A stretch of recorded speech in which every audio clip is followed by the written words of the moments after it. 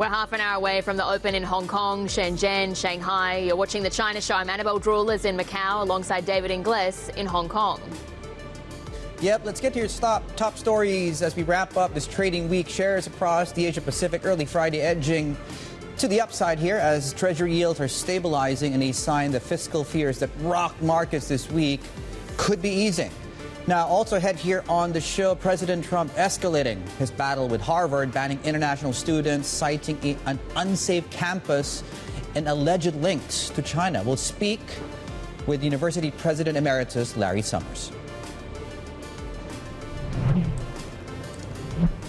I'm Haslinda Amin, live in Shanghai, bringing you more exclusive interviews from the JPMorgan Global China Summit. In just a moment, we'll check in on the EV space with Xpeng President Brian Gu, plus market views coming up from the bank's chief China Active strategist, Wendy Liu. And here at the Beyond Expo in Macau, we'll be talking about fundraising in China's tech sector and getting updates on the AI and robotics spaces with our exclusive guests.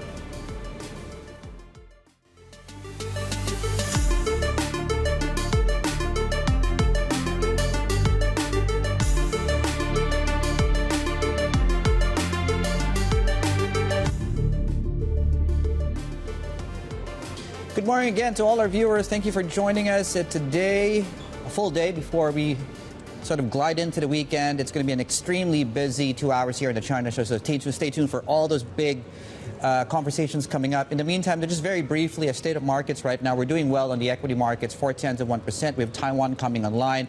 A note later on TSMC out of the Goldman call that coming out earlier on as far as that stock is concerned.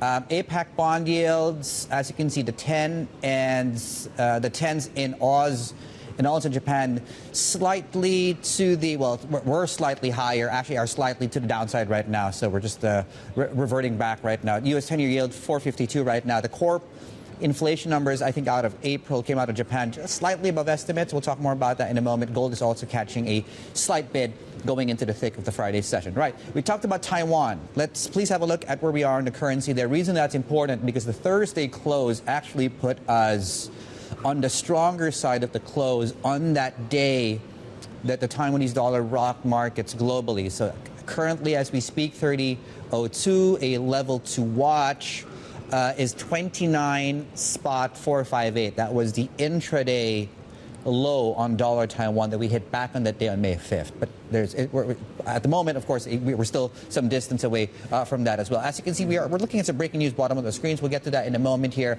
That takes us into the China market story. HIBOR, please, very, very quickly. 12 in the last 13 sessions, HIBOR has dropped. And we now have, you know what, half of 1%. That's very much in focus now. We took out 3, we took out 2, we took out 1, and we're now at about 0.67% there on 1 month borrowing costs here in Hong Kong. Very quickly, 2 other things to tell you about what happened overnight. You have the Golden Dragon Index. We'll have the Xpeng conversation in just a moment. Lenovo, we just had about 15 minutes back talking us through really the nuance in the numbers and what that means. Big drop in both overnight. We'll see what today looks like. And of course, Weibo did go against the grain overnight, also against the grain yesterday. We'll talk about that later. And the approach to the open is, again, one that is seemingly against the grain in the Asia Pacific here. So we're down about 0.25%, although just keep in mind we are putting together somewhat of a streak here of 6 weeks on MSCI China. So lots to talk about as we go into the thick of things today. Bell, more on the breaking news out of the Ministry of Foreign Affairs on the U.S. and China story. Yeah, that's right. Just getting a bit of an update because dialogue is continuing between the US and China, and what we're hearing is that both sides have agreed to continue communicating. It does appear that there was a call that took place between China's Vice Foreign Minister and also the US Deputy Secretary of State. So we'll get more on that ahead, but as we said, it's that dialogue that extends. Okay. Yeah, okay. We're just getting busy here as far as news flow goes. We talked about Xpeng. We've had a lot of developments out of the EV space. I mean, suffice to say, the market's been pushing a lot of these names to the upside. It's really the best performing group over the last month or so. As you can see, Xpeng on your screens, you have Xiaomi there as well, up more than 50%, and that compares to where you are, of course, in the Hang Seng Tech Index. This is a year-to-date chart, of course. So that's the backdrop. What's the context? Let's bring in Haz. She's with us, of course, out of the JPMorgan Global China Summit taking place in Shanghai with someone who might be able to give us, Haz, some insight into the company. Talk about perfect timing, right? We have Brian Gu of Xpeng with us. Dave, Brian, good to have you with us. We know that you're a step closer to profitability. Those numbers are pretty encouraging. We have losses shrinking by about 50%. What will drive the momentum going forward? Yeah, I think we delivered a very strong quarter. I would say in the first quarter this year, our delivery number, our gross profit all hit record highs. We also locked year-over-year growth over 300%, which I think, given the backdrop of the competition and economy, I think is very strong numbers. I think all that, I think, is underpinned by a number of very strong product launches we have seen the last 6 months. Our Mona 03, which was launched in August last year, has now successfully delivered over 100,000 vehicles in a little bit more than half a year. And also our P7 Plus, which is launched in November, has delivered over 50,000 since its launch.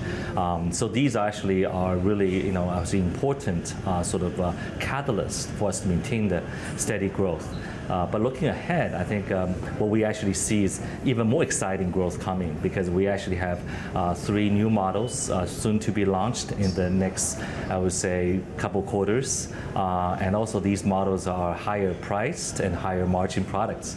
So with better scale, better product mix, and also more efficiency we can gain from that, I think we are very confident we can hit profitability finally in the fourth quarter this year. You talk about better scale, better models. You talk about a higher end. Therein lies the question of whether your higher end models can do as well, can sustain the numbers. Well, I think if you look at Xpeng as a brand, we actually historically has been focused on what we call the mass premium, mid to high end segments. So, for example, when we started our main product range, the P7, the G6, G9, all within, let's say, around 200,000 to 350,000 price range. That actually has a lot of our historical customers as well as our historical product sales. Last year, we did reach down to lower price segments with Mona 03 that expanded our user, I would say, target market segment. But I think that the upcoming models will fall into our historical traditional strong range, and also coupled with the new technologies that we can incorporate into these models, as well as some of the designs people have started seeing. I think it will be very, very attractive for the mid to premium segments again. We know that China market is a key market for you, but you're also wanting to internationalize. Talk to us about the strategy. You're targeting overseas markets, but not the US, just to put it out there. Well, we would love to sell our cars to all customers in the world. And we are obviously trying to enter into as many markets as we can. Currently, we're already entered into more than 40 countries, and we have plans to probably enter more this year. First of all, I think our product has a strong appeal to these local customers. If you look at some of the numbers, it's actually been very encouraging. The same quarter, our international sales actually grew 370% year over year. It's even faster than our domestic growth. At the same time, if you look at some of the products positioned in key markets, they're actually leading in their respective categories. For example, the G6, the mid-sized SUV, as well as the G9, the full-size SUV. So for us, I think our goal is, one is to make sure we diversify our global presence into more markets. At the same time, trying to introduce more products, as well as building local capabilities and scale to tackle the opportunity. Of course, you made a debut at the Shanghai Auto Show, the flying car. Where are you going with that? And realistically, what kind of pickup, what kind of interest do you foresee? Well, I think the low altitude economy is a very big thing now in China, and I see that coming also globally. I think mobility should not be just limited to two-dimensional travel. So I think there is definitely a policy trend that's propelling the growth of the low altitude economy, including the flying car. On the product side, we actually have our very first product that we call the land aircraft carrier, which is a modular design with a car and flying drone together in one product. We actually hope to receive final approvals by the end of this year and hope to launch to retail consumers later next year. And that will be world's first volume produced, I would say, flying car in the market. And of course, all eyes on your chip, the Turing. I mean, is it a game changer? Some say that perhaps it represents a deep-seek moment for the auto space in the country. Well, I think the AI chip is a very core part of our AI strategy. I think you need the fundamental building blocks and also to have that building block integrated into your overall full stack R&D. The Turing chip is actually designed to be used with our autonomous driving software in our AI vehicles. And because the design is highly customized, so actually show very, very strong efficiency. So the computing power, for example, actually could be much better than the available chips on the market. So we're actually very excited to see that Turing chip to be volume produced this quarter and hopefully to be in our vehicles later this year. Brian, good to have you with us. Brian Gu there of Xpeng. Dave, handing it back to you. Has fantastic. More what has coming up there, of course, at a JPMorgan China Global Summit in Shanghai taking place here. Coming up here on shows, the big news this morning and overnight, in case you missed it, the U.S. has banned Harvard from enrolling foreign students and forcing some transfers there. We'll be joined by Larry Summers, the Harvard University President Emeritus, joining us in a few minutes. Plenty more ahead here on shows. The opening bell 18 minutes away. Shanghai, Shenzhen, and here at Hong Kong. Good morning. You're watching The China Show.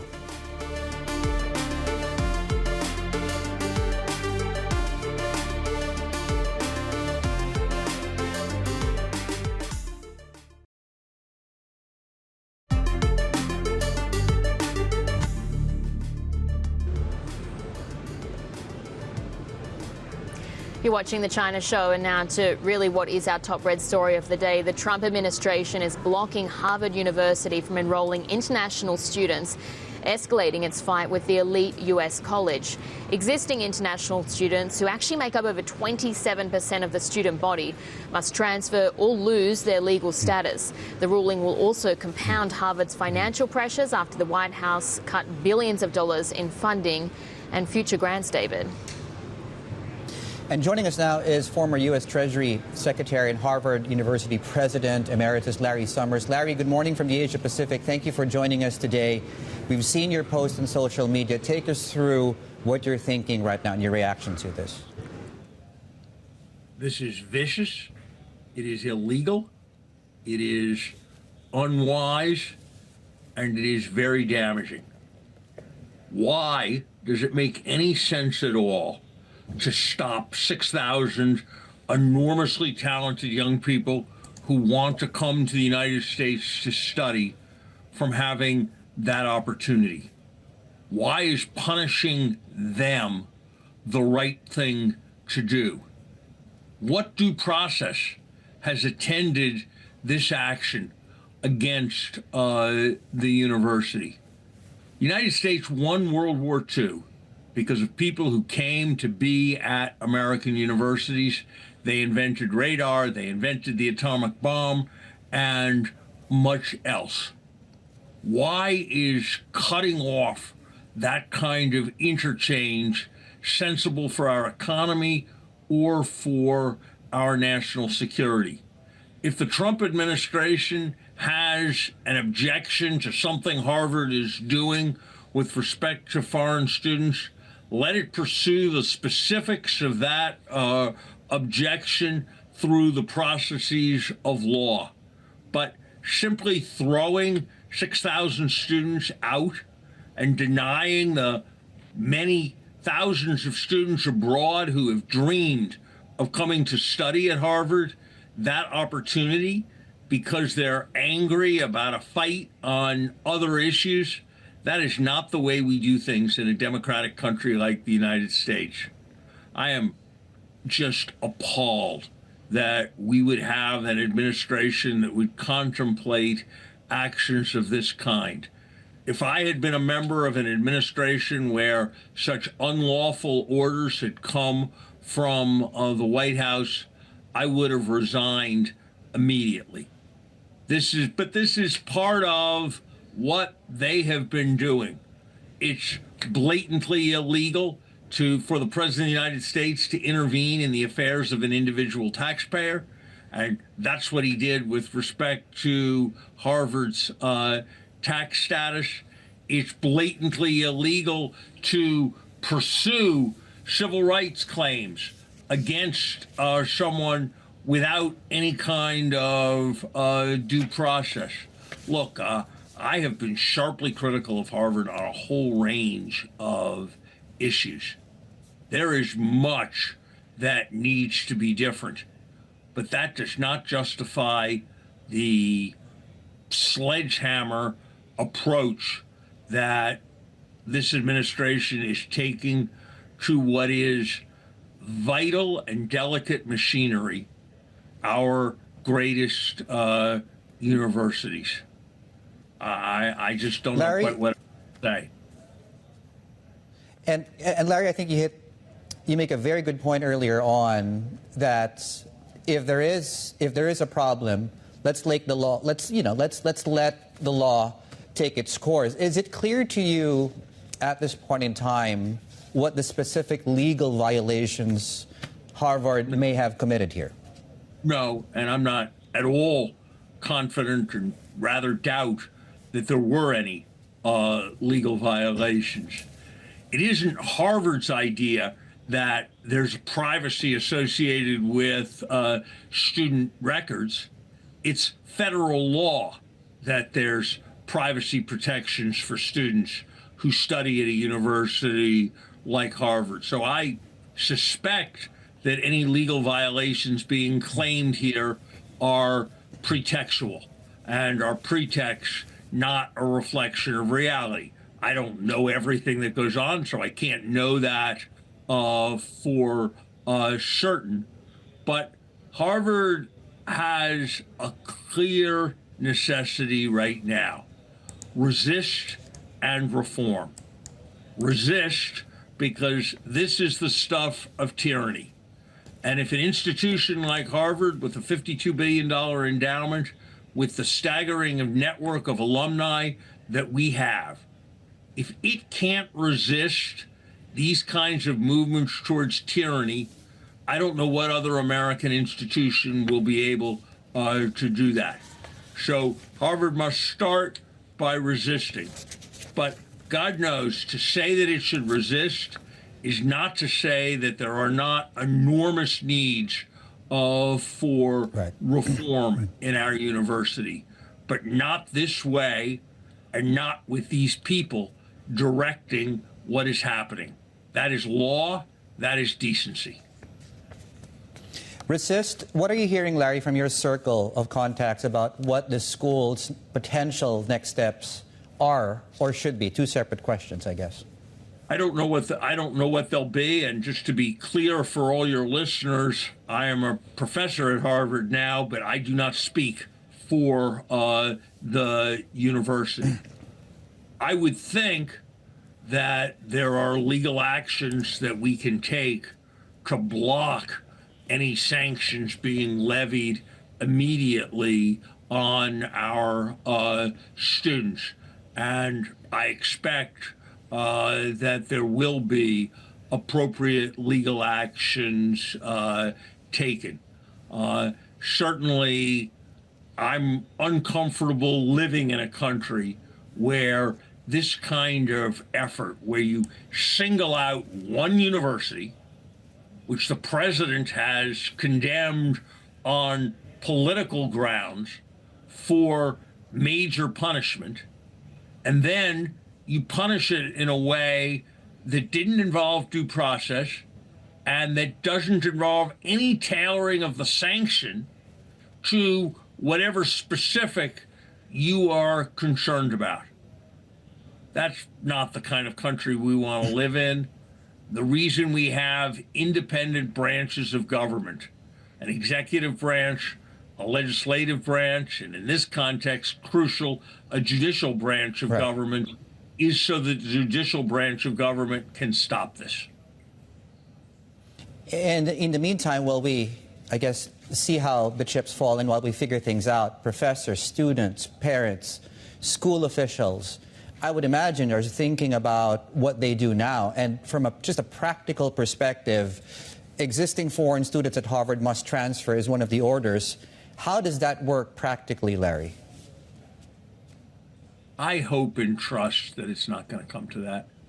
I hope and trust that there will be legal actions that will be taken that will enable those students, many of whom dreamed for their whole lives of coming and having the opportunity to study at Harvard because they saw Harvard as a symbol of what was the best of America. Clear thinking, understanding the world we live in so as to make it better. Great, not everybody's great, but many people are. Scholars seeking truth. They dreamed of coming to Harvard. And I just pray that we as a country, through our judicial branch of government, find a way of enabling that dream to be lived. Because if we don't, we are going to be sending a symbol, a signal to the world that we are no more committed to what is free than the nations we label as our adversaries. And that would just be an incredible tragedy. I myself will be prepared to do everything I can to support the many brilliant, America-loving foreign students who I have the great privilege to work with. And I just know that so many of my colleagues will be prepared to do that. And I hope and trust that this will work out. But I have not seen so ill-conceived and vengeful an action involving universities in all the time that I have been involved in higher education. Larry, just very quickly here,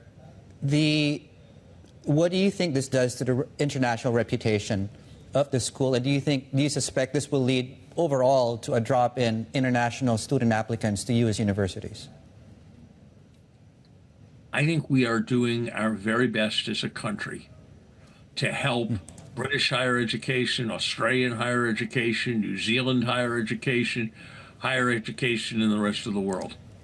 We are taking what's been the pride of our country. It exports vastly more than it imports. It has contributed so much to our economic strength. We are destroying it. And it is a devastating self-inflicted wound. Larry, we appreciate you taking the time to speak with us. Thank you so much for that. And yeah, lots to consider and lots to develop when we look at the story. Former U.S. Treasury Secretary and former Harvard University President Larry Summers. He is also a paid Bloomberg contributor there, of course. Right. Lots of stories to get through. We're going into the Open today, just under 5 minutes away from the Open here in Greater China, Hong Kong, Shanghai, Shenzhen. U.S. futures on your screens very, very shortly. European futures, Asia, we're doing well going into the weekend here. There are some tailwinds coming through here in as far as stability in the yield curve is concerned. That's number one. Number two is we are getting, of course, some stability as well as far as the FX markets go.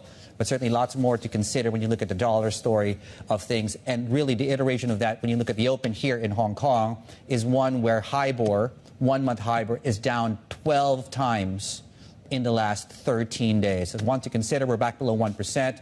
We're looking, of course, at some strength coming through in the Chinese currency. We're poised to open flat. There's a massive listing again here in the city, and as you can see bottom of the screens, 30% in the pre-markets on Jiangsu, Hengrui. We're also looking at some other market reaction here in as far as earnings are concerned. So Lenovo came out midday yesterday, big drop in the afternoon, big drop in the U.S. We'll track that very shortly.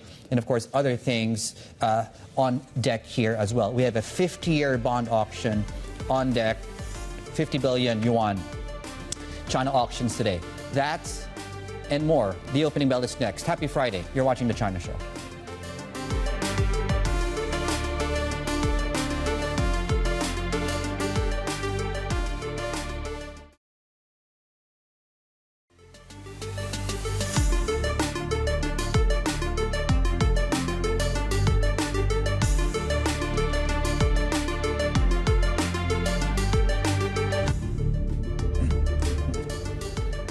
Good morning and welcome back to shows just in time for the opening bell here, and yet another listing, a big one here in the city following, of course, what's really been a blockbuster week of, I guess, on many measures here.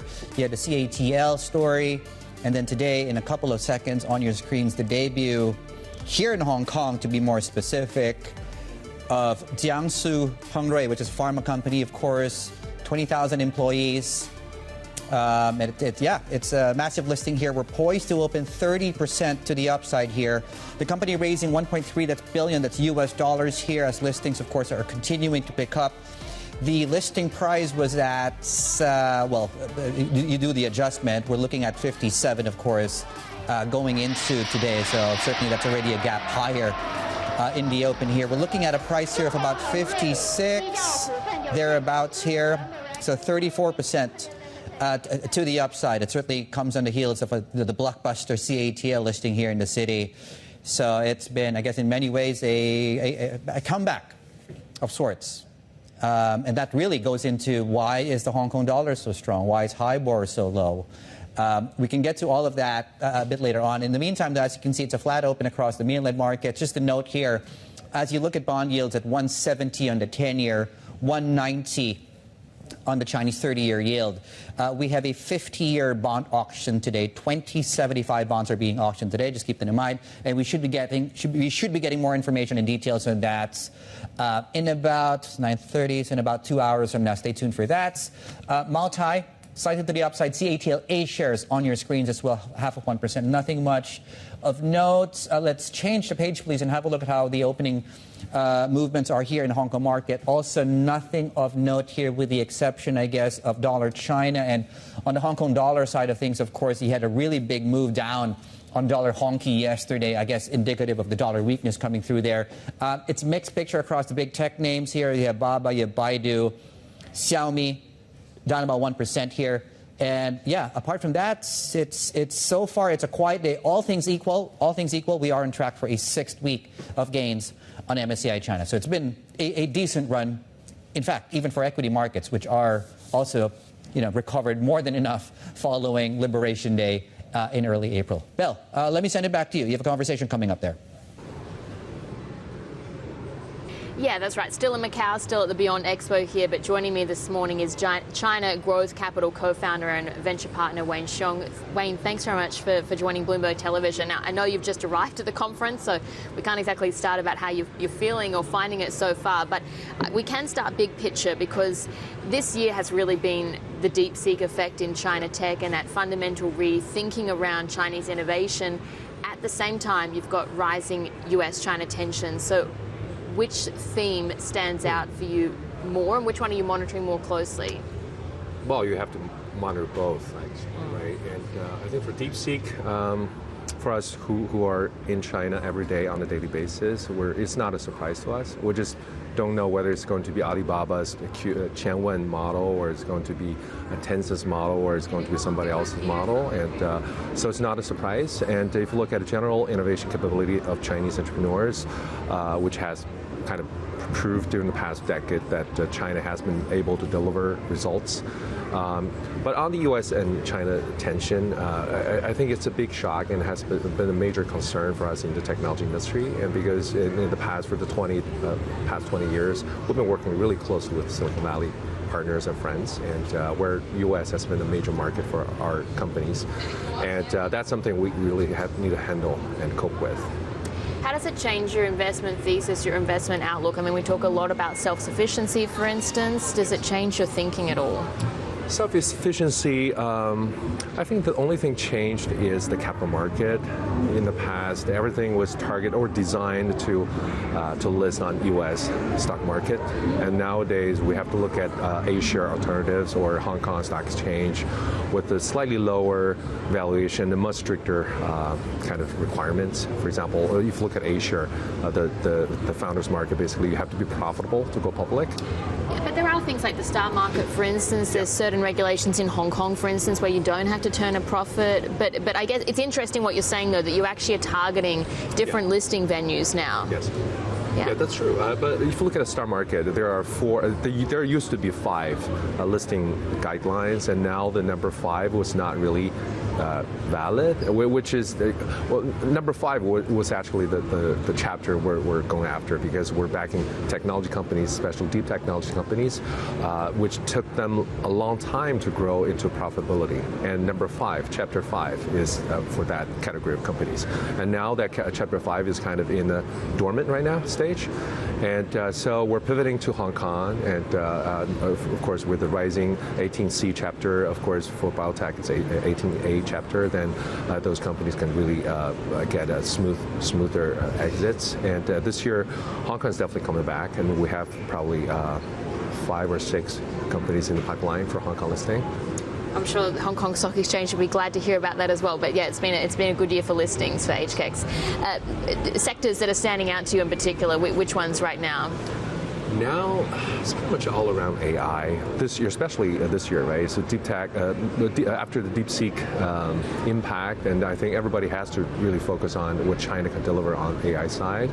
But of course, in this market, startups are competing against large companies, right? Tencent, Alibaba, and those big ones, and we have to really find smart ways to compete or outcompete those guys and to solve real problems on the application level. So we're not trying to back large language model companies, but instead we're trying to follow those application agentic companies. So that's the strategy for this year. How do you compete though against? What is the strategy for competing? That's tough. True. So the first is that we should not try to develop infrastructure companies. So infrastructure is basically provided by larger companies, right? all the public ones. We need to really work with those companies on the model level, and also trying to leverage open source communities contribution in this sector.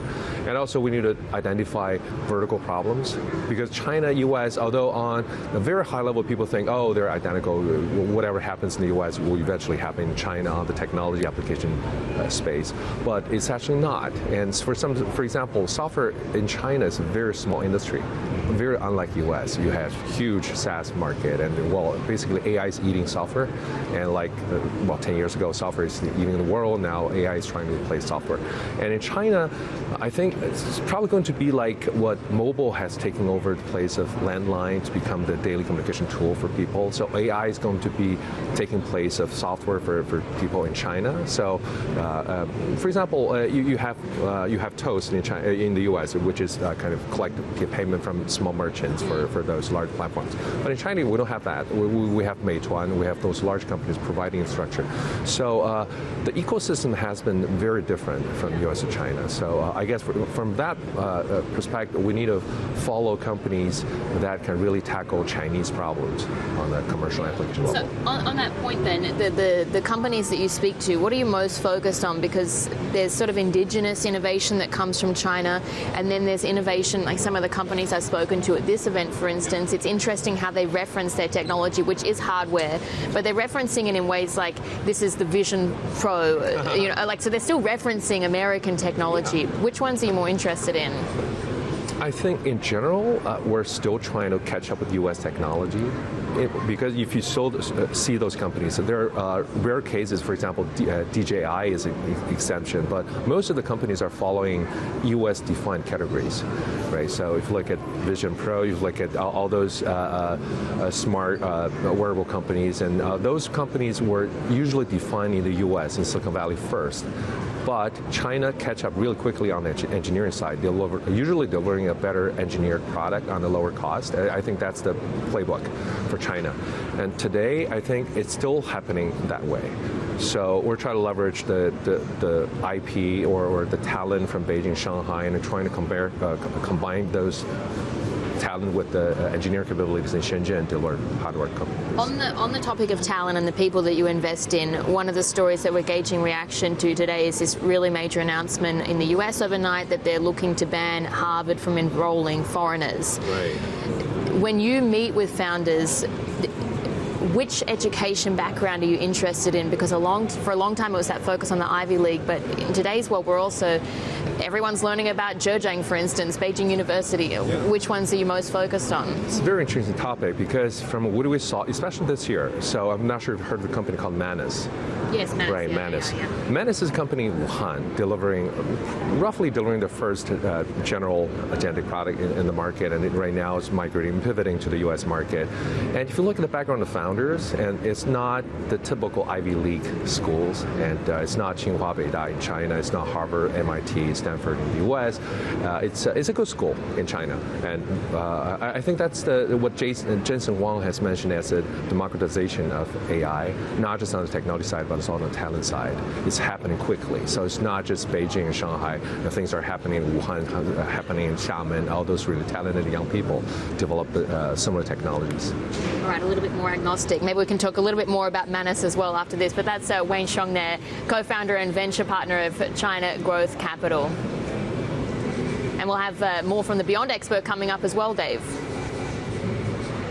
Yeah, DeepRoute.ai, of course, about how Chinese AI firms are influencing the EV sector. Plus, of course, UBTech, there we go, joins us on the program with the outlook for one of Belle's actually favorite topics, humanoid robotics technology. In fact, if you take a look at Belle's social media, there's one of her and I think what seems to be a not too tall, but I think tall enough humanoid robot who took some time to shake Belle's hand. But yeah, they got there in the end. Yeah, lots of conversations coming up here on your times, on your screens from Beyond Expo in Macau, where Belle is right now. Very quickly, though, before we head to the break, and more to talk about later on, the Taiwan dollar in focus. And as you can see, flirting with, again, a 2.9 handle. Not there just yet, but at these levels, trading already at the strongest. It closed at the strongest level since 2023. Closed.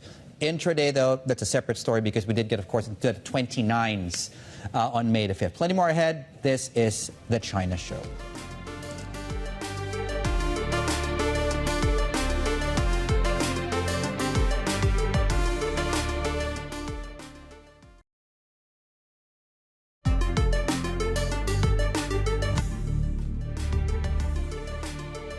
The policy making in the United States has really, is very unsettled.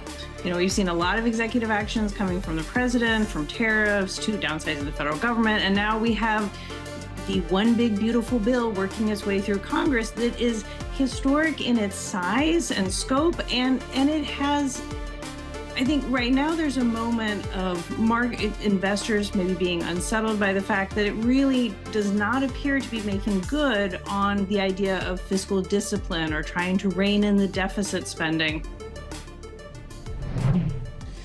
That was Claudia Sam there, of course, chief economist at New Century Advisors, speaking to us about the Trump tax bill. And certainly that's a conversation when you look at longer-term yields and that melt-up. We've seen this sort of unpeeling of excess dollar baggage that we've seen from dollar holders and dollar users. How much more can that go? What's behind that move? Let's bring in our guest here on set, BNP Paribas Group Chief Economist Isabelle Mateos is joining us here on set. Very nice to see you and good morning. Good morning. Thanks for having me. You think this dollar de-dollarization, which, we've seen this every now and then in the last few decades, you think this time is different? I think this time we could see an acceleration of the diversification trend, which, as you point out, is not new. I mean, really, even since 2000, we've seen a meaningful reduction of the role of the dollar in the international system. And I think we could see an acceleration of that in the coming years. And this is really driven by, I would say, two different engines. One is reduced U.S. exceptionalism, and that's both because perhaps investors fear that what the U.S. has been doing lately is going to undermine the U.S. economy, at least in the near term, whereas some other parts of the world are taking really interesting steps to boost their growth, notably Europe, but also to some extent China. So reduced U.S. exceptionalism, as well as some new fears, which really did not exist in previous decades, around the safe haven status of the dollar. Now, the U.S. Treasury is working really hard to reassure people that there's nothing to worry about. Nevertheless, questions are being raised, and people are a bit concerned about some of the recent policy developments, and so that's another driver of this diversification trend. Yeah. What do you think about that last component, the safe haven status of the dollar? Do you see any merits, or are those fears overblown?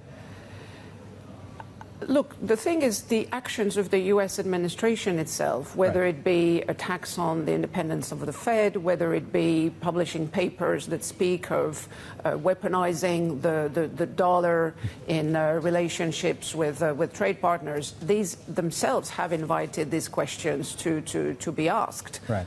The developments around fiscal policy, now this is very much a live story. We're going to have to see where that bill ends up in Congress. But people are concerned that U.S. economic policy management is different than what it was in the past, and so I don't think we're going to see anything like a disorderly run from the dollar. But it's not crazy for people to be asking themselves, should I diversify a little bit instead of having so much of my safe asset portfolio concentrated in the dollar? And the fact is that there are now going to be more alternatives given the increased debt issuance that we're going to see from Germany and the rest of Europe. So why not? Right. And people are trying to figure out, because you can't replace something with nothing. And Exactly. I think it's really this sort of basket component. And how do you think that looks over the next few years as people wean off the dollar?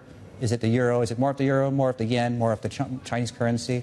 I think it's going to be more of everything. I mean, currently the share of the dollar in the reserve system is around 58%. Okay. Euro share is at 20%.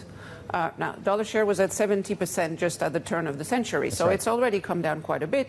Could it come down by another 10-15%? Absolutely. And would the euro benefit from that? I think if we see Europe get its act together in the way we've seen in recent week, and indeed issue more safe assets and run its economy in a forward-looking way, I think euro will benefit. But that won't be enough, because the dollar is such a big share of the pool. Undoubtedly, gold will benefit.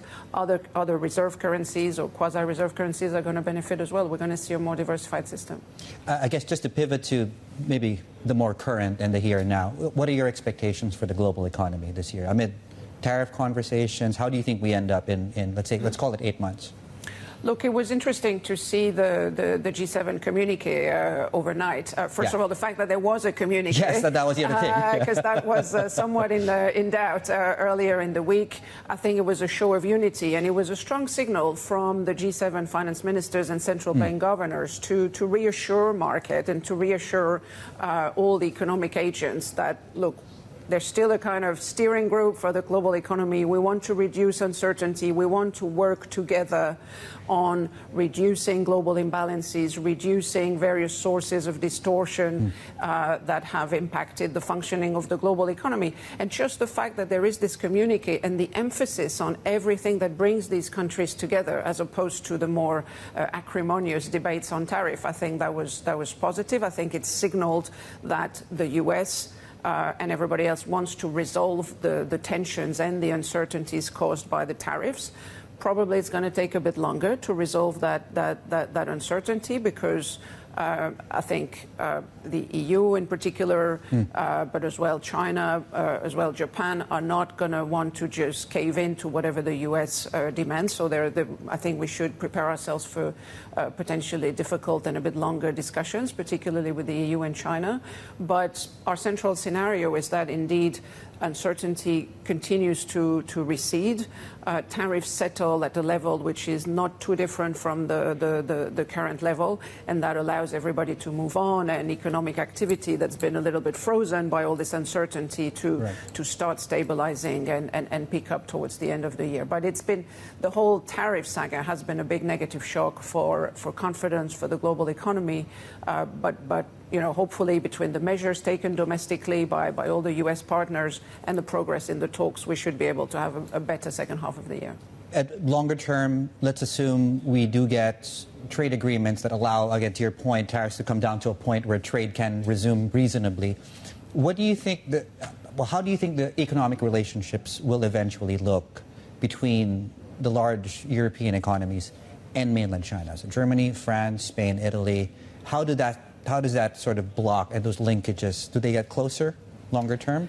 Yeah, so that's a really good question, and actually one of the many silver linings from the Liberation Day shock is that really it has energized all the countries that are not the U.S. to double down on trade, to double down on deepening trade deals with partners where they exist. And we saw earlier this week an improvement in the trade deal between the EU and the UK.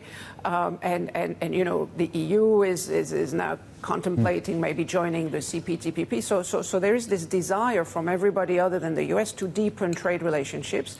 I think that applies also to the EU and China. But of course, there are complications in this relationship.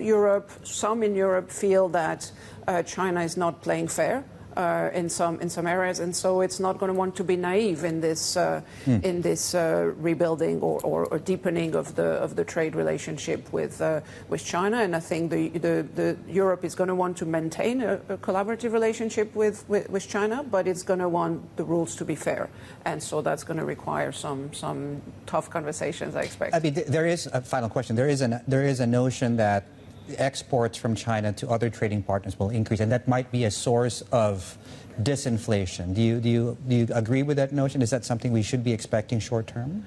Well, this is definitely what happened under the first Trump term in response to the U.S. tariffs. You know, the share of China in exports to the U.S. came down quite meaningfully, but China's share of global exports went up. Yeah. And so that's definitely a concern that is very high on the minds of not only European policymakers, but also countries in this region, in this part of the world, that are feeling deep pressure, deep competitive pressure from Chinese exports, and have been very clear in signaling to China that it would not be welcome to see their markets flooded with cheap Chinese products. And I think the Chinese leadership is hearing this and is mindful of it. At the same time, is this a disinflationary influence on the global economy right now? Almost certainly, yes. Okay. But I would say that's a positive, because it's allowing central banks to, in most countries and certainly in Europe, to be more relaxed and to provide support to the economy in response to the tariff shock. Thank you so much for the time. Fantastic there. BNP Paribas Group Chief Economist Isabelle Mateos. Lagos here. Plenty more ahead here on The China Show. Happy Friday.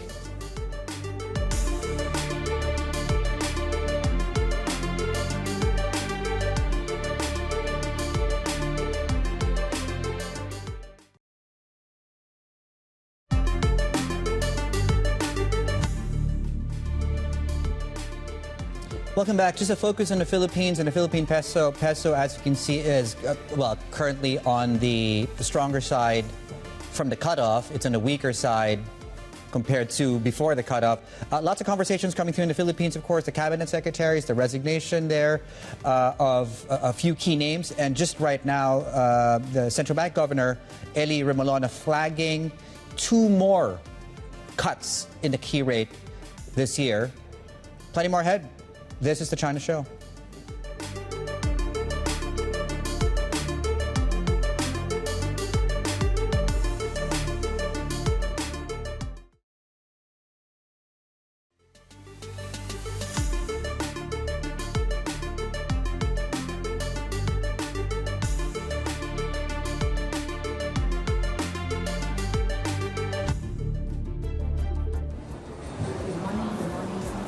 Welcome back. You're watching The China Show. Just looking at a CSI 300 half an hour, 半个小时 into the 礼拜五 session, and we're looking at, some decent gains, and I think at about these levels at about 39.22 still puts us on track for a marginal weekly gain here on the benchmark. So that now takes us into 3 weeks on the CSI 300 itself. On the benchmark below your screens, that's actually on a 6-week run to the upside. Right. Other stories that we're tracking at this point in time, we'll revisit some of the movers in the greater Chinese market in a moment here, because you do have, of course, this listing coming through in the city, 30% to the upside. And the conversations, by the way, around the listings this week, A and H shares, right? We've seen priced slightly to a discount to the A shares, and then have quickly, at least in some cases of the big names, have quickly erased that discount and are trading at a premium. might that serve as a trend moving forward in terms of, I guess, pricing for more listings, which, by the way, when you look at the pipeline, 100 plus more companies have lodged their applications to list. Might that be a trend moving forward? I guess that's for the companies, the bankers, and their clients to decide. Okay, Taiwan dollar. Let's have a look at that, please, if we can. So we closed on Thursday at the strongest level since 2023. On an intraday basis, though, we didn't get near the low that we hit on dollar Taiwan back on May 5th. We're now trading at about 30, almost flat on that benchmark itself, well, on the exchange rate itself. We'll talk about that momentarily with Mark Cranfield and his thoughts really on what happens with this story, broadly speaking, the weaker dollar story as well.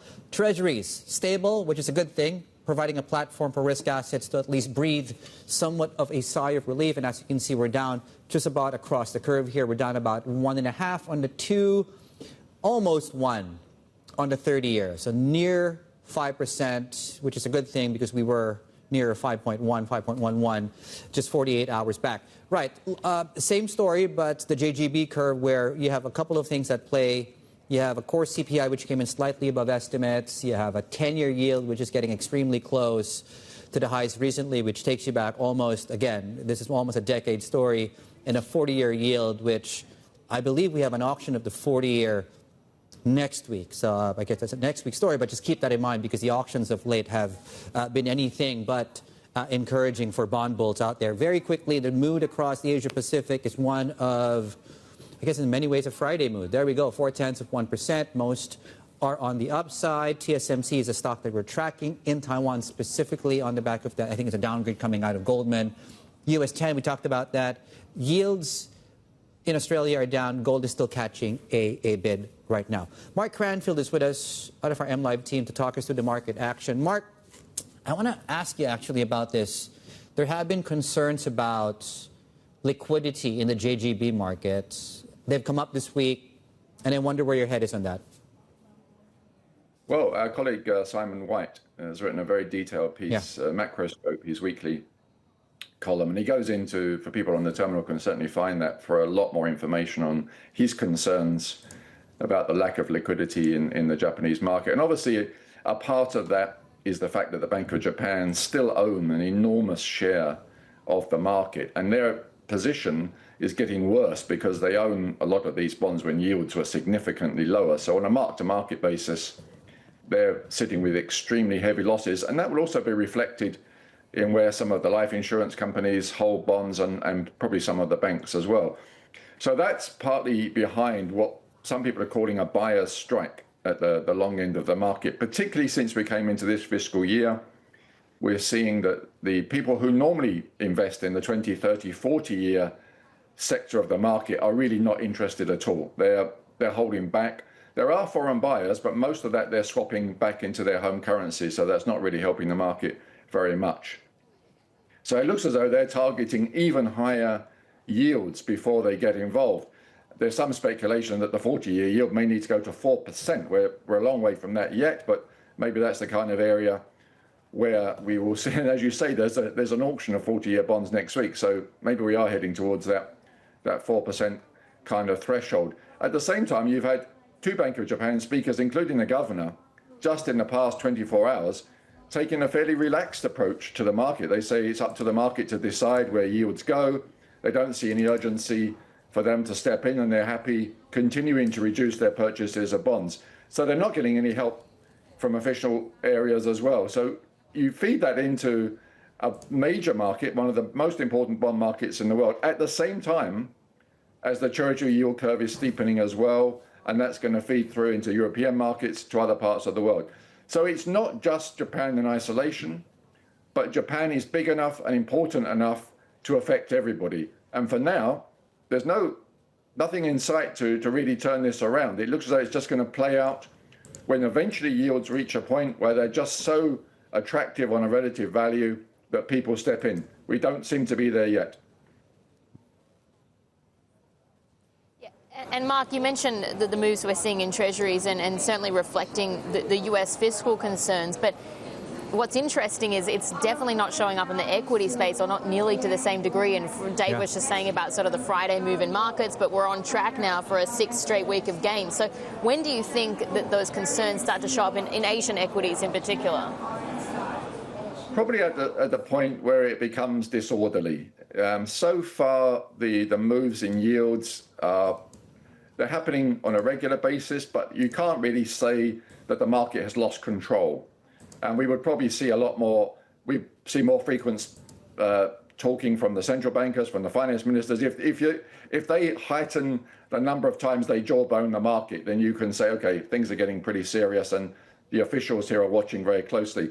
We don't seem to have reached that point yet. Equity people are probably taking a slightly more relaxed approach because they can still see that some of the factors are in play for companies to still make good money.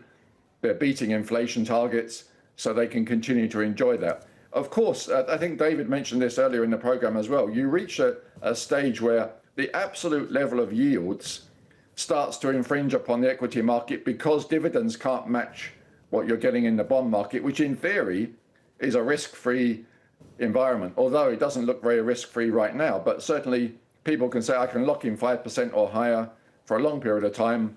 I should be reducing my equity portfolios. That isn't the case yet, but it certainly could come into play if yields continue to rise and if people have question marks about where the US economy especially is going. For now, it looks slightly better because the tariff talks are underway.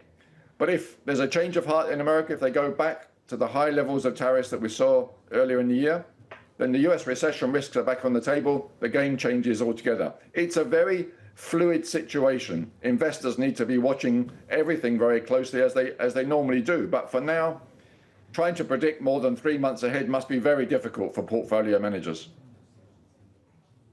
Yeah, I think the two words that have come up extensively the last few weeks, Mark, are nimble and diversified, and certainly not a cop-out, but certainly, I guess, the way to go, given just the many moving parts. Mark, thank you so much. Mark Cranfield with us out of Singapore right now. Now, really, perhaps on the back of this, a potential or maybe a real tailwind, why equity markets are doing as well as they are, and the prospects of further loosening in monetary policy are lower energy prices, right? And I think to some extent we might be under discounting the effect this is having really as a boost to consumption.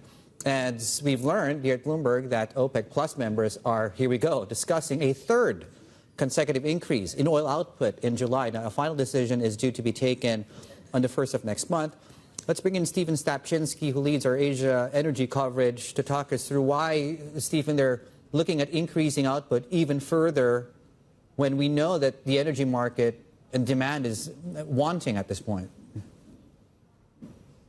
I think there are 3 ways to look at OPEC Plus, or Saudi Arabia, which is a de facto leader of OPEC. I mean, one, you look at, what they actually think that there is enough demand in Asia and other places to absorb this extra supply. And in fact, when you look at the last 2 supercharged increases in output that they made the previous 2 months, the market has been able to absorb that. The second thing is, this is also likely a play by the Saudi Arabia and others to make sure that other countries that aren't meeting their quotas, they're producing too much and not producing what they're supposed to, are sort of penalized. I'm talking about countries like Kazakhstan, which has been overproducing and not lowering their output to hit where they're supposed to. And then I think the third reason, you look at shale. When oil prices fall this much, WTI, the U.S. benchmark, is at about $60 right now. We're getting close to levels where shale producers don't really want to expand output because it isn't economical. And you're also might see, potentially some rigs getting taken off shale plays. So this is an opportunity for OPEC Plus to gain back market share as well, possibly. And interestingly enough, this also might benefit them swaying favor with Trump, right? And of course, Trump wants to back the oil industry in the United States, but at the same time, he wants cheap oil prices. I think one of the big things that he's always said is he wants the voters, he wants people to see when they go to the pump, when they go to fill up their vehicles, that they're paying less for gasoline. And this is certainly one of the ways to do that. So those could be kind of the reasons flavoring why OPEC Plus is considering one more month of an increase of 411,000 barrels a day of output. They are considering different scenarios according to the Bloomberg report. So it's not set in stone that they're actually going to hit, they're going to decide on June 1st with this higher output, but they are considering it. Yeah, I think it's interesting you point out President Trump. I mean, it's not hard to see the link between his recent visit to the Middle East and this announcement this morning, but, well, this consideration this morning. But what does it mean for prices, and where exactly do they go from here? All right, so there are different things that you can look at, right? We're looking at, if we just look at OPEC Plus and the output that they're going to be discussing, if they do have a larger output, that will be bearish for prices. But there are other factors that are potentially even more bearish, right? So you can't ignore Iran. The Trump administration is likely going to have some sort of dialogue over the next few weeks and months to create some sort of agreement, or they're going to try to create an agreement. And there have been speculation that if there is a nuclear deal with Iran, then the U.S. could remove sanctions against that country. That would add barrels back into the market because Iranian oil exports are sanctioned. And according to Bloomberg Intelligence, that factor could help push oil prices down to $40 from the $60 range that we are in right now. Another factor that you need to look at when you're kind of gauging where oil prices go from here is also the trade war, right? There has been a bit of a respite. There's been some sort of truce, if you want to call it, between the United States and China, but there is still tension ongoing. And if trade rhetoric ratchets back up, if the U.S. puts more tariffs on China, and likewise China on the U.S., then you could see a decrease in oil demand in two of the world's biggest oil-consuming nations, and that's another bearish factor that will lead prices lower. All right, that was Stephen there, Stephen Sapchinsky, who leads Bloomberg's Asia energy coverage. Thanks so much for those insights this morning. But still ahead on the China show, we're going to have more here from the Beyond Expo underway in Macau. We're going to be speaking with DeepRoute about its Chinese AI firms and the push from Chinese AI firms to influence the EV sector. And Dave, I heard you say that I've got a particular interest in humanoid robotics. That's definitely true. And we're going to be speaking with UBTech just after that as well. Yeah. Absolutely, and I think that the other question we put to Belle early on, because we've seen canine robot puppies, and I wonder whether they still classify those as under the general humanoid genome. Anyway, Wendy Liu will be joining us from Shanghai, of course, with Has, and she's still largely bullish, of course, on internet and healthcare, and really against the backdrop of an equity market that is rallying for a sixth straight week. I'm talking about MCI China. More on that in a moment. This is the China Show. Good morning.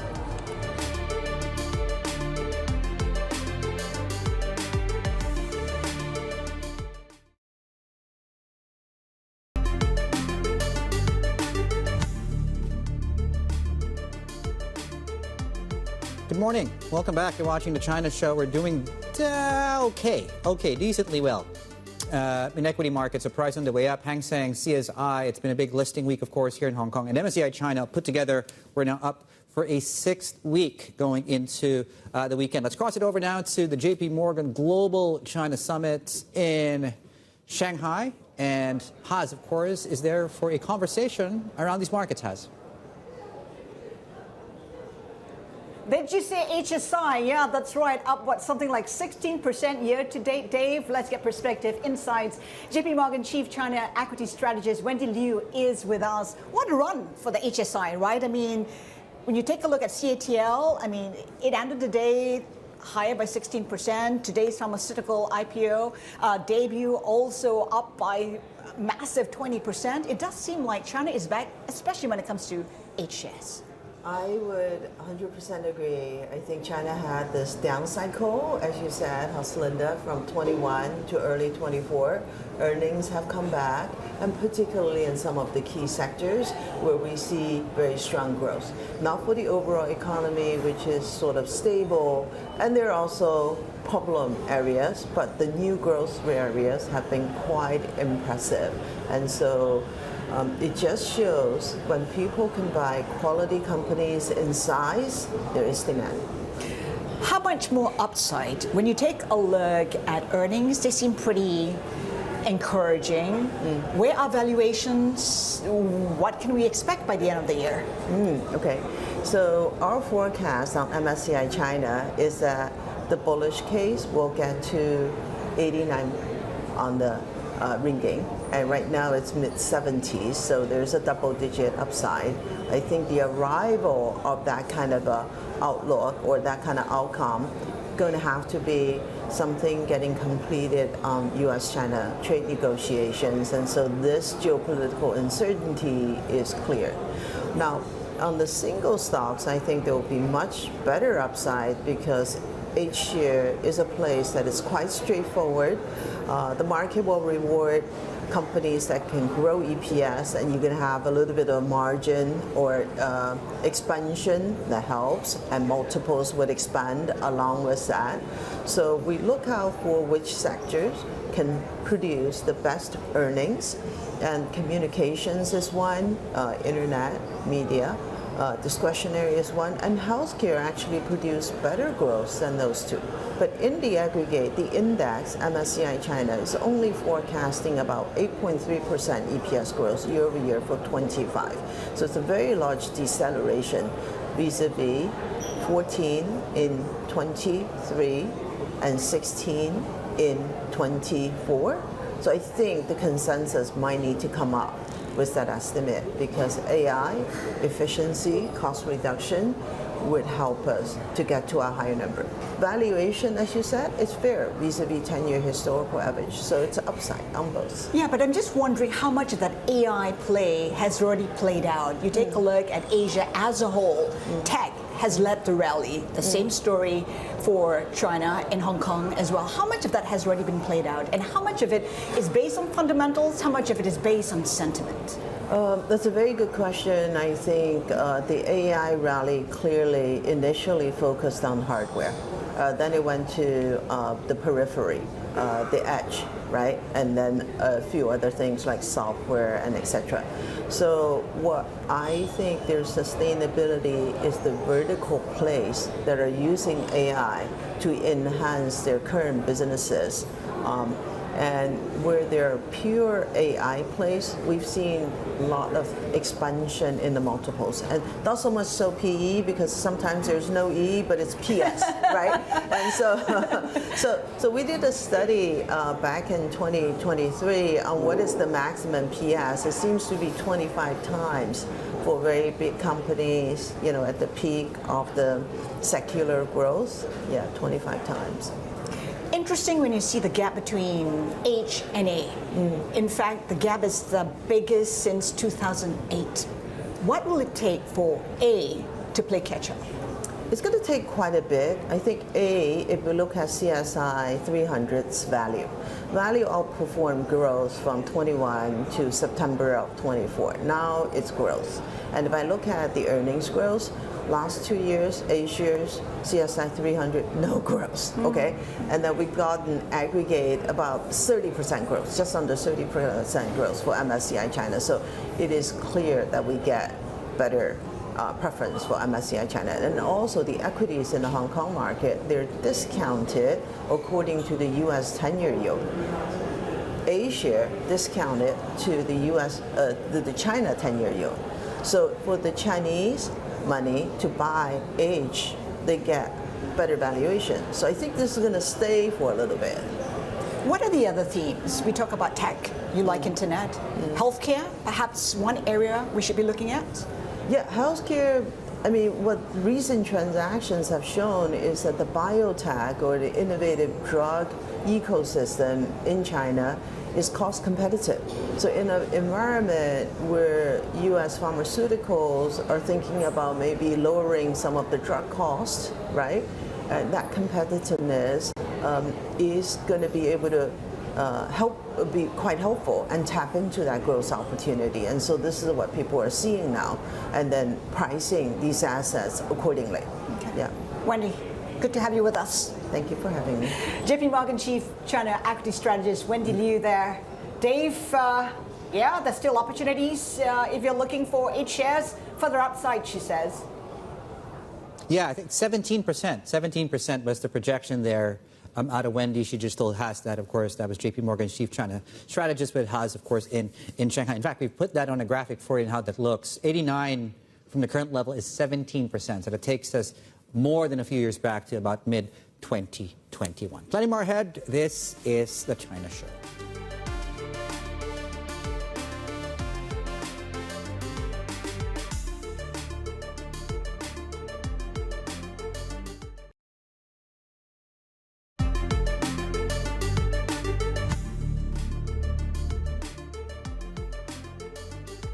Welcome back here. Some major stories we're tracking at this point. China has asked the Netherlands to relax export restrictions related to semiconductors. That's according to Dutch Foreign Affairs Minister Caspar Veldkamp, who met with his counterpart in Beijing. Now, Veldkamp says that the export curbs are a topic of continuous discussion. Now, China has previously expressed its high concern over Dutch restrictions. Iran says it will retaliate and hold the U.S. legally responsible if Israel acts on reported plans to attack the Islamic Republic's nuclear facilities. Now, the warning was issued in a letter addressed to the Secretary General of the United Nations and the UN's nuclear watchdog.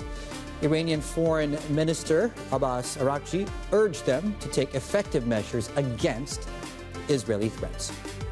Back to markets. We're looking at shares of Lenovo out with earnings around this time yesterday, around midday on my screens to the right. Not as much as the decline yesterday, but certainly continuing that as well. Yet an earnings miss depends which version of the financial statement you look. If it's the Hong Kong Financial Reporting Standards version, that was a miss. If it's the non-that version, it didn't actually miss because one actually took into account the non-cash but accounting loss following the issue of warrants and the mark-to-market of derivatives. And ironically enough, the further the stock price falls, the more the likely future gain we'll see because of that. But anyway, that's much too much inside baseball for you.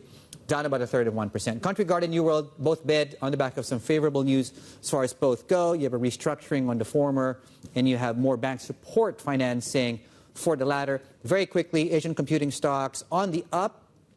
On some news here out of NVIDIA. And then as you can see here, up in the order of about 1 to 3%. Most, as you can see, are listed here in the Asia Pacific, in mainland China as well. Right, plenty more heads. A wrap of the Japanese market morning close is just upon us, plus plenty more. This is The China Show.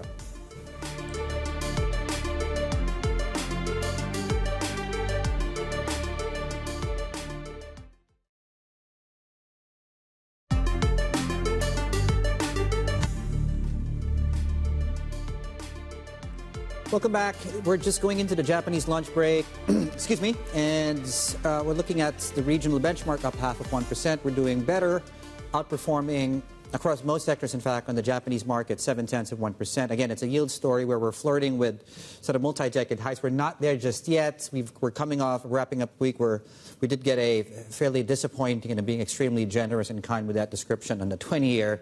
Well, you know what? It's Friday, so let's be real. We saw the worst demand going back, I think, to 2013 in about 12 years on the bid to cover. So I'm covered as far as the statistic goes to support that. The 40-year has an auction next week. Watch out for that. Core inflation came out today, slightly above estimates on the April core CPI number. Right, very quickly, Asia is doing 0.4%. S&P futures are building on gains from this morning. The dollar is again on weaker footing. And as you can see, that's a platform for most sectors trading to the upside this Friday. All right, let's get it over now to Belle. She's Macau for us. Belle. Open source. Thanks, Dave. Yeah, we're still here at the Beyond Expo in Macau, and joining us exclusively is Maxwell Zhou, CEO of DeepRoute.ai. Thanks so much for joining us. So we were just talking about how it's a relatively small pool of autonomous driving software businesses. I mean, in China, for instance, there's DeepRoute, there's Pony AI, there's WeRide, there's Momenta. Further afield, there's Tesla's version, there's Waymo in the US as well. Yeah. Okay, maybe it's a little bit sensitive to start straight on competition, but who's out in front, do you think, right now? I think Tesla still having the best AI, especially the physical AI, autonomous driving, and the robots. but the Chinese company catching up very quick. In the AI industries, the latest technologies is on the papers, right? You can have the papers, you have a conference, and people will exchange the idea very quick. And also the China has very good foundation of manufacturing, especially for car and robots. The first step you need to manufacture it, right? Like they still have like a wave. Alex is one of my friends. But a wave. That's the only one in Europe. Yeah. Yeah, Alex is my friend, and he's doing great. But the thing is, for AI technologies, you need a lot of data. Yeah. How you can get in data for robots? You need a lot of robots. You need manufacturing 10,000s of the red robots to collecting the data, right? Like the cars. That's why you see many robot companies in China. But where's the edge that Tesla has? I know they've got the FSD system, but what is it that makes it stronger in your opinion? And where are the weaknesses of China right now? I would say this is difference. It's like the Silicon Valley and China. I come from the Silicon Valley Bay Areas. I know they have a lot of the best talented AI people in Silicon Valley. But in China, they have the best manufacturing and the best the hardware side. But what are you saying? Because everyone talks about Hangzhou, for instance, the six little dragons, the innovation scene inside China. Yeah. You don't think it's comparable to what's in Silicon Valley? It's different. In China, it's companies like the AI companies, they don't have that much AI companies like AI people. The talent pool of AI side, China is less than States. But for the hardware side, especially when we're talking about the robots, right? They have U-Tree, they have many. Maybe you can have 10 robot companies have comparable performance with Boston Dynamics. There's hardware companies in China. They have many hardware companies, but there are lack of AI companies. The AI peoples. Okay, so still maybe some talent shortages. I think it's interesting you mentioned Europe because people would say that Europe is sort of behind the US and behind China because the regulations are so strict there. No, not just that. No. Europe is. I don't.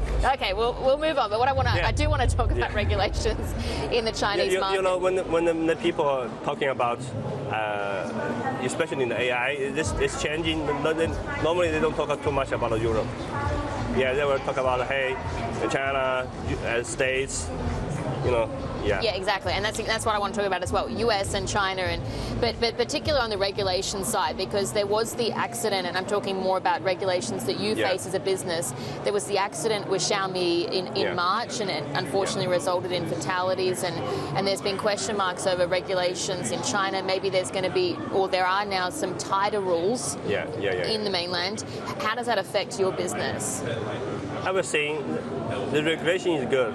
The regulation is, they will stop the companies. They don't have good technologies.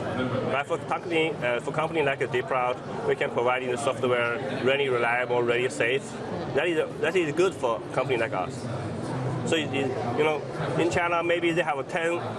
They maybe have 50 autonomous driving companies, but this company with a lane. That's a few, maybe a handful. Yeah, there's just a handful that are sort of well known, and we also start to see some of these companies like WeRide, like Pony AI, they're signing deals and they're going international. With Uber, for instance. Yeah. What's your plan for expansion? Our plan. So first is for this year, so we're developing so we have applying AI and we are applying in marketing. That's different strategies. For the technology side, this year we're deploying the VLA models. This is the next generation of the AI technologies in robots. Right? We're deploying all those on our cars this year. There will be more than 10 car models were equipped with our native AI software in China. And for the marketing side, so we go internationally. So we were collaborating with the international OEMs, providing a software for them, no matter in China for China or in China for globals. So when you say you're collaborating with OEMs internationally, are you saying that they're OEMs in other markets, like OEMs in Japan or Korea, the US? I cannot say the names. It's still. How many sensitive. OEMs? Starting from one, right? Okay. Yeah. And where would those products be sold? Yeah. Which markets? We already have business centers in German, and we're already starting our road test in German. Under the regulations. Okay, maybe further expansion then in Europe, perhaps. Europe. Yeah. Okay. That's a huge market. Yeah, there are some opportunities there. So in the backdrop, of course, it's really also geopolitics and rising tensions between the US and China. There's questions also of the relationship between China and Europe. Maybe it looks a little bit better, but how is that also factoring into the conversations? The regulation right now, like the geo, is still. But we believe the technology has no borders. The better technologies, we're providing the better AI. We follow the local regulations, like the data regulation, the training regulations, make sure our software, our AI models, under the regulations. Just quickly, I want to ask about a news that's really making a lot of headlines today, and this relates to the US telling Harvard University not to accept any more foreign students. Yeah. Do you see that having any sort of bearing on the startup culture within China, and do you think that the university that you went to really matters? Yeah, that's what we're needing actually. Yes. So I graduated from the Tsinghua, from the academic talent program. So as I know, when I graduate, so 50% they will go to the States, but now only few. Yeah, they can having a engineering offer and go to the States. That we're needing there will be some issues. So more Chinese choosing to stay at home, essentially. It's not anymore. Yeah, but the good thing is, like China, Hong Kong, they are already building up this, building up the capabilities of AIs. So the students no longer need to states, and they can have like a PhD in Hong Kong and a PhD in China to get in the latest AI technologies. That changed a lot. Right. Yeah, like one of our chief scientists. So they are a full professor of Hong Kong universities, and he's getting PhD from Stanford. We're having these people already. Right. Maxwell, thanks so much for your time. That was Maxwell Zhou, the CEO of DeepRoute.ai. And coming up, we'll actually have more from the Macau Beyond event. UBTech is going to be joining me here at the Expo with the outlook for humanoid robotics technology. We'll have more ahead. This is Bloomberg.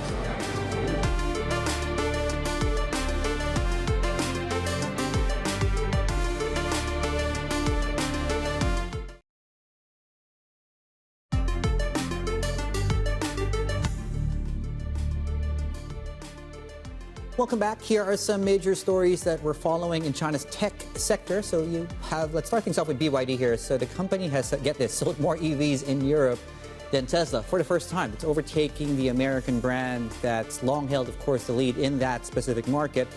Market researcher Zhou Dynamics says BYD's new EV registrations in April jumped 169% from a year back. Now, Tesla placed one spot back as its registrations fell 49%, even as EV sales in Europe rose overall.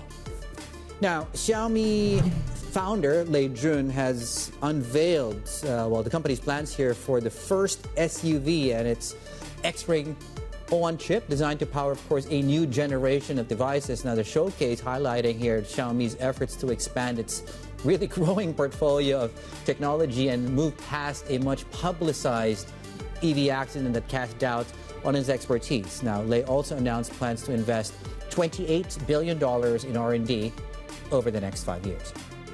Now, Lenovo CFO Winston Cheng says that the company expects to be leaders of the AI PC market in 3 years' time as interest in the product increases.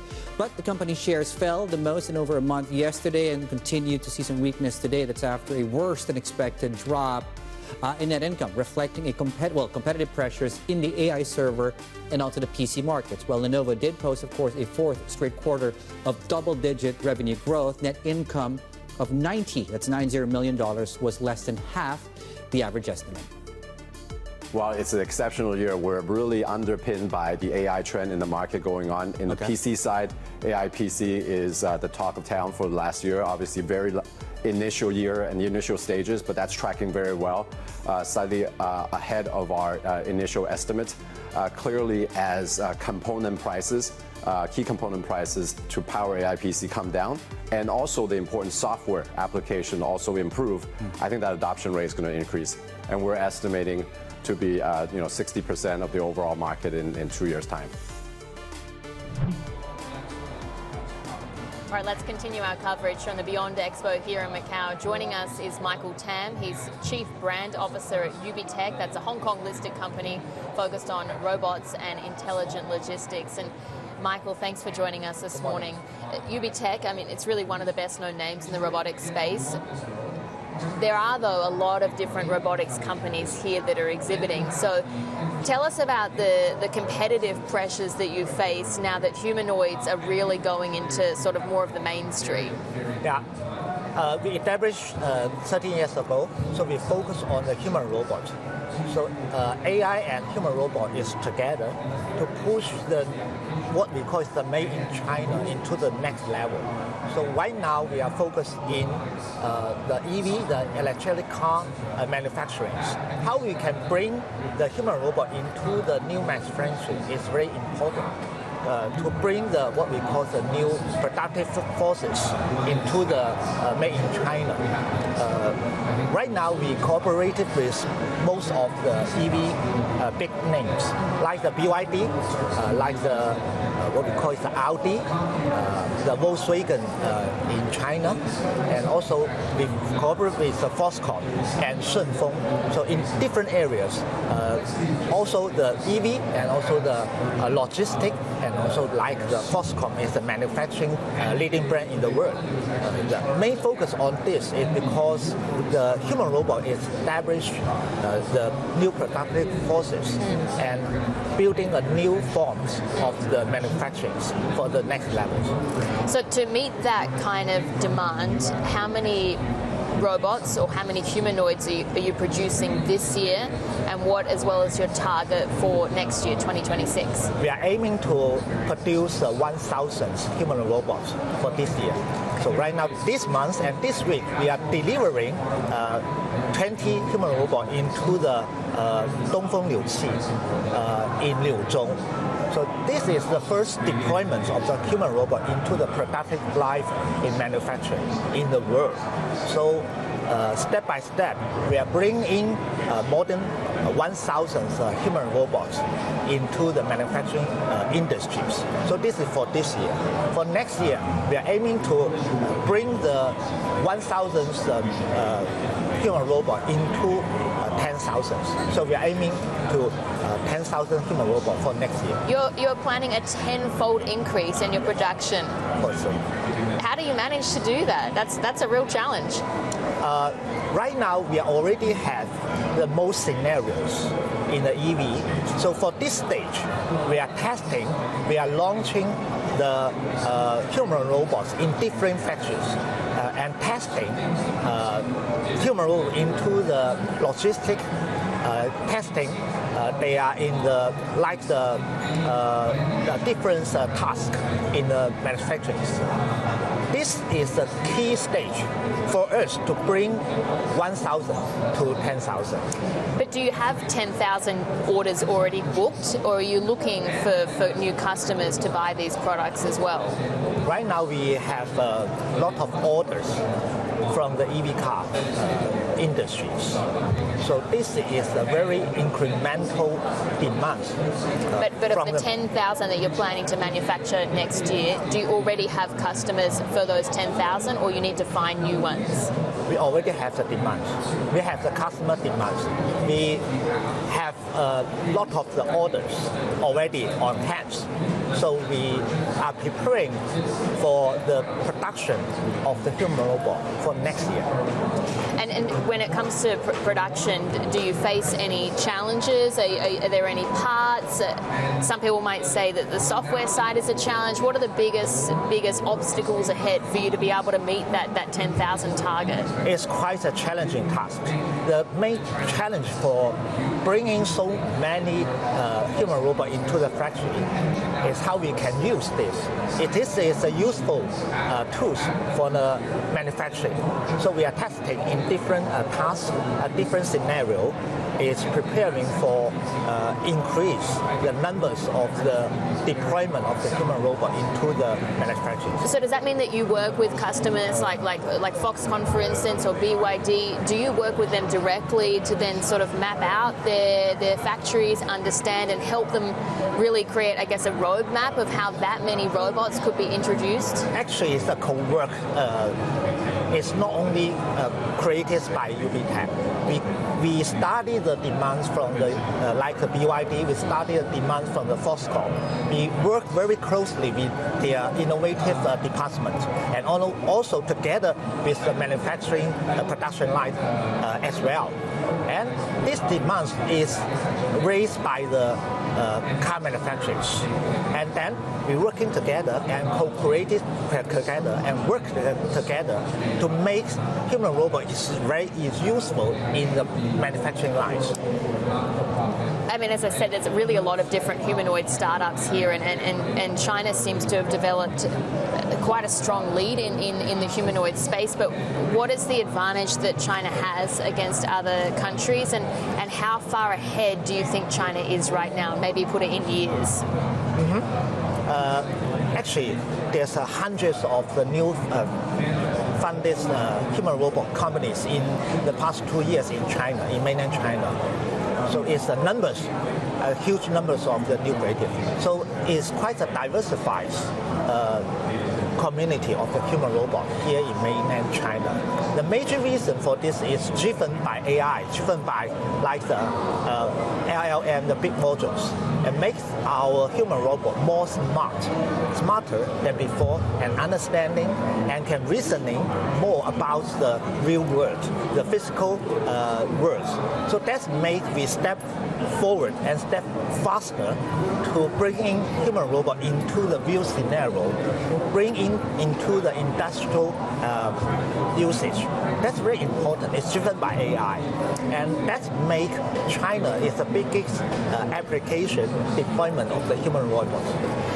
Last question, and then this is a bit left of center, but today a really big story for us is also the US banning Harvard University from accepting or enrolling foreigners, and that includes Chinese students, of course. What do you think about the state of the decoupling between the US and China, and whether we start to see less Chinese students possibly also going to study in the US? I think the U.S. There's a figure. There's a Tesla robots. They are invest quite a lot in AI. So in the AI, majorly in the brain part, the human robot, the brain part, they invest a lot. Like the Tesla, they just bundling with the human robot together with FSD, with their EV car research together. So they invest quite a lot in the AI. That's why U.S. is still leading the world in the AI part. For the China market, because they are the production line, the production chains is well developed in the mainland China. So there's a lot of companies just seeking the way to deploy human robot into the real application in the manufacturing part. So in China, depending on that strong point with the manufacturing line, so I think there's a Zhou scenario testing is a little bit ahead of the U.S. because we can deploy into the manufacturing, deploy into the commercial area, deploying into maybe a little bit ahead of the home appliance. Okay, it's certainly a very competitive space, but Michael, thank you very much for joining us this morning. That was Michael Tan there, the Chief Brand Officer at UBTech, and as we said, one of the leading robotics companies in China, but we'll have plenty more ahead. This is Bloomberg.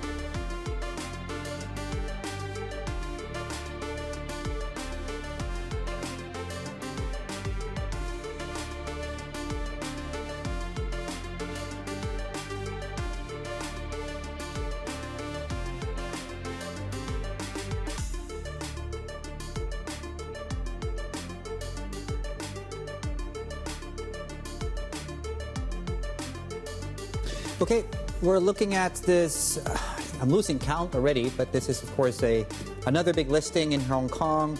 I would imagine, I haven't checked the math yet, but again, this is an A to H, so it's listed in mainland China. It's come to Hong Kong, of course, to raise quite a bit of money, over $1 billion. This is US dollars, and I would imagine now trading above the valuation in the Asian market, which, by the way, is, again, a rarity, but it's happening more and more.